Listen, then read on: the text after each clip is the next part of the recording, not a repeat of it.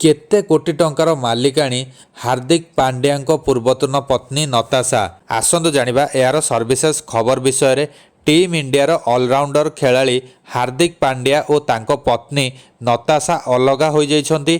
उभय गुरुवार निजर छाड़पत्र बाबद रे सोशल मीडिया रे एक पोस्ट शेयर करी सूचना देइथिले। नताशा और हार्दिक पांड्या एक सोशल मीडिया पोस्ट रे लिखिथिले जे उभय पारस्परिक सम्मति सहित अलगा हो जाइछंती। नताशा निज नाम को पांड्या हटाइबा सह स्वामी सह सबु फटो हटाई देइथिले। एहाकु देखिबा परे दुहींको मध्यरे किछि ठीक नथिबा नै चर्चा आरंभ हो जाइथिला। कुहा जाउथिला जे छाड़पत्र पर नताशा हार्दिक पांड्यांकर 70% संपत्ति नेबे।